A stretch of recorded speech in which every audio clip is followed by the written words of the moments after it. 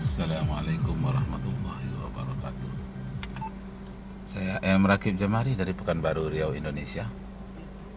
Sekarang saya berada di Kecamatan Tanpan, pinggiran kota Pekanbaru, berbatasan dengan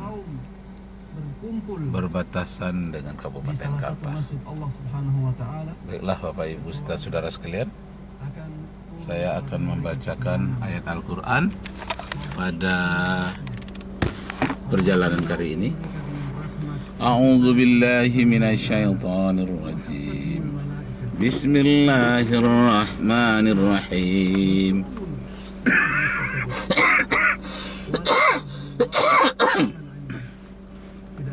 Ayat yang akan saya bacakan surat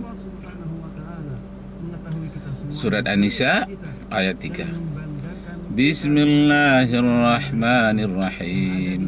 Fankihu ma taba lakum minan nisa masna wa thulatha wa ruba'. Shadaqallahul azim. Nikahilah olehmu wanita yang baik-baik, jumlahnya boleh 2, boleh 3 sekaligus, boleh 4 sekaligus. Nah, wa in khiftum alla ta'dilu fawahidah. Jika kamu tidak mampu 2, 3, 4, cukup 1 saja. Fawahidah, cukup 1 saja. Nah, Bapak Ibu, saudara-saudara sekalian, jadi dalam ayat Al-Quran ini menyatakan fankihu, nikahlah olehmu, ma tabalakum, wanita yang baik-baik, minan nisa, wanita, artinya wanita yang baik.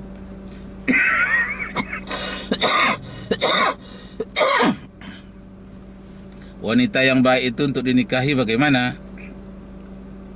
Baik keturunannya, keturunannya orang baik-baik.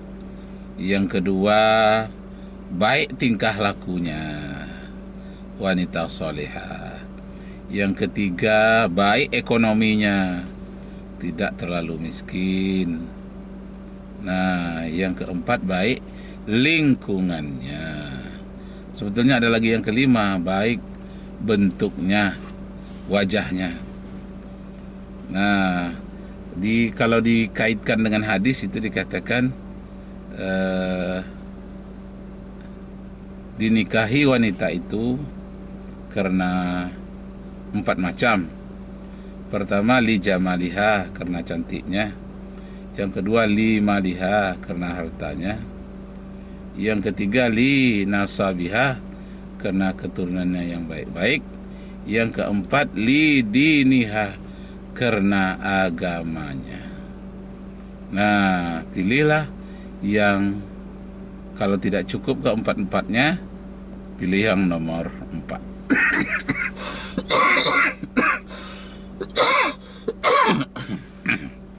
Maaf ya. Yang nomor 4 itu lidiniha, agamanya yang baik, akidahnya yang baik. Nah, kemudian akhir-akhir ini Christian Prince mengkritik tentang poligami dalam Islam. Padahal Nabi Sulaiman berpoligami dengan 1000 orang istri. Disebutkan di dalam kitab 1 Raja-Raja 11 ayat 3 bahwa Salomo atau Nabi Sulaiman mempunyai 1000 istri. Dan Nabi Daud atau King David mempunyai 100 istri.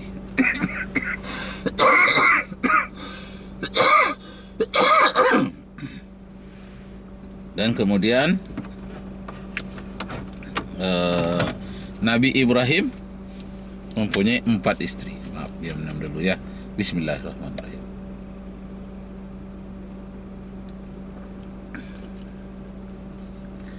Nah, Nabi Muhammad mempunyai 12 orang istri.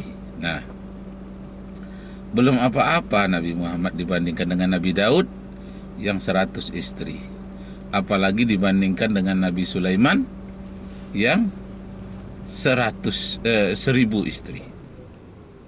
Nah, kemudian Nabi Muhammad SAW pernah menikahi gadis kecil umur 9 tahun, namanya Aisyah. Umur 9 tahun Aisyah dinikahi, tapi digauli setelah umur 16 tahun.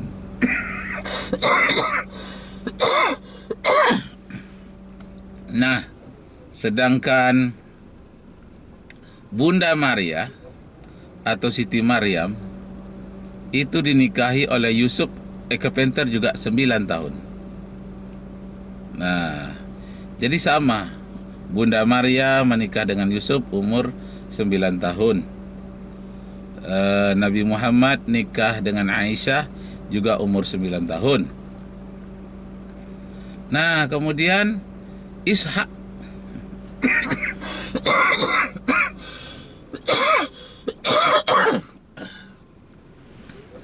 di dalam kitab Yahudi dikatakan Nabi Ishak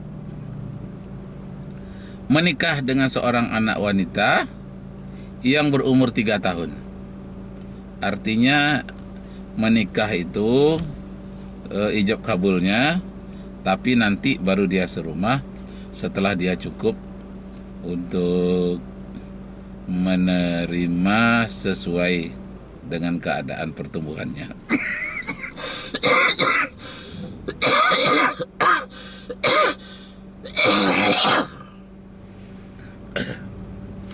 Maaf Bapak Ibu serta saudara-saudara sekalian. Nah, kita lanjutkan. Akhir-akhir ini Christian Prince adalah orang Arab yang murtad setelah dia belajar di Eropa. Sampai sekarang dia adalah tinggal di Eropa, dan dia adalah barangkali keturunan Abu Lahab dan Abu Jahal. Kenapa dikatakan demikian? Karena yang diungkapkannya sama. Apa yang diungkapkan oleh Abu Lahab dan Abu Jahal dulu, itulah sekarang yang diungkapkan oleh Christian Prince dari Inggris, orang Arab yang menjadi warga negara Inggris. Apa yang diungkapkannya? Itu yang datang di Gua Hira itu bukan Jibril, tapi setan. Maka ayat yang disampaikan kepada Muhammad adalah ayat-ayat setan. Persis itulah yang diungkapkan oleh Abu Lahab dan Abu Jahal dulu. Sudah itu apa katanya? Poligami itu haram, tidak boleh. Tapi kalau pergundik-gundik boleh. Kalau punya istri simpanan boleh. Kawin cerai boleh. Nah, poligami yang tidak boleh. Artinya poligami secara legal tidak boleh. Kalau tidak legal banyak dilakukan orang.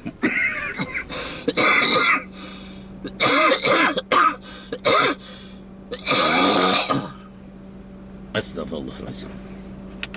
Baik Bapak Ibu serta saudara-saudara sekalian, mesti minum dulu.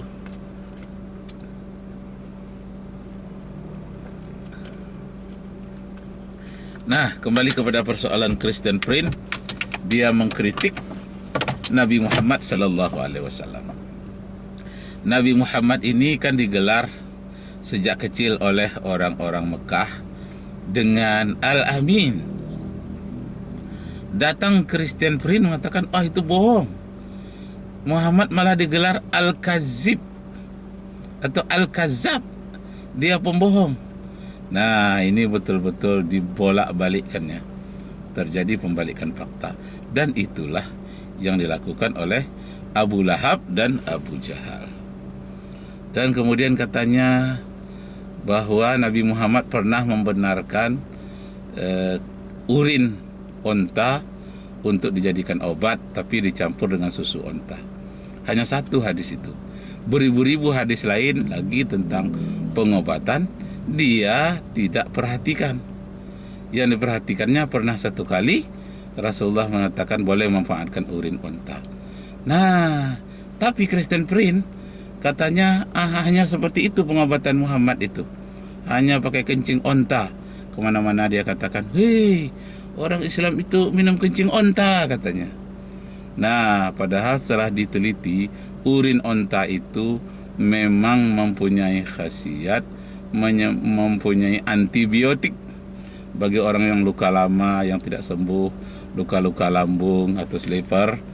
Itu antara lain bisa disembuhkan melalui susu yang dicampur dengan urin onta, sebagaimana yang dilakukan oleh orang India terhadap urin-urin sapinya di India. Jadi lebih kurang 2 miliar itu penduduk India. Nah, 1 miliarnya itu mengenal bahwa urin sapi sebagai obat antibiotik. Ada yang dicampur dengan susu sapi juga, ada yang langsung minum urin dari sapi itu. Nah, tapi Christian Prince tidak pernah memperhatikan tentang orang yang meminum kencing sapi yang lebih dimanfaatkan oleh 1 miliar orang India. Tapi dia memperhatikan tentang kencing onta yang tidak sampai 1% orang Arab yang mengerti, yang memanfaatkannya. Nah, ini yang dibesar-besarkannya. Tujuannya untuk memberi malu kepada dunia, memberi malukan bahwa Islam itu ajaran tidak bersih. Masa urin onta yang kotor, masa itu dijadikan obat. Jadi Bapak Ibu saudara sekalian, itulah yang diungkapkan oleh Abu Lahab dan Abu Jahal 15 abad yang lalu. Itulah yang diulang-ulang kembali oleh Christian Prince, cuma versinya versi Eropa, versi bahasa Inggris. Dia tidak lagi menggunakan bahasa Arab. Tapi ayat-ayat yang dia kutip, hadis-hadis yang dia kutip masih asli menggunakan bahasa Arab. Dan Christian Prince itu memang fasih berbahasa Arab. Nah, demikianlah Bapak Ibu saudara sekalian. Nanti kita sambung lagi. Wabillahi taufiq wal hidayah. Wassalamualaikum warahmatullahi wabarakatuh.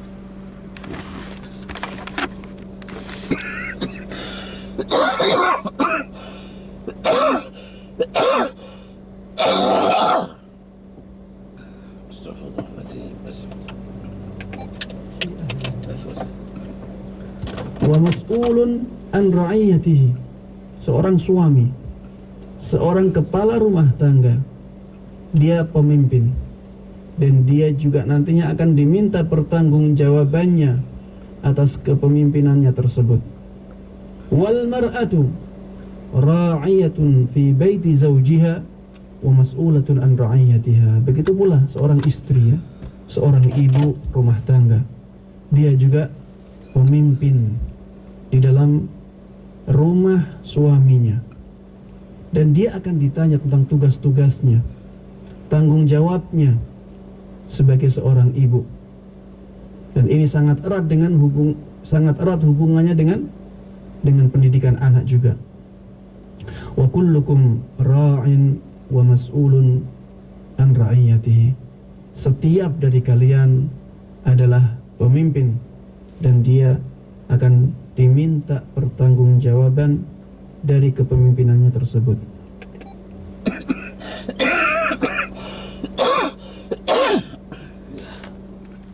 Okelah, Pak Ibu saudara sekalian, semoga Allah Subhanahu wa taala meridai kita.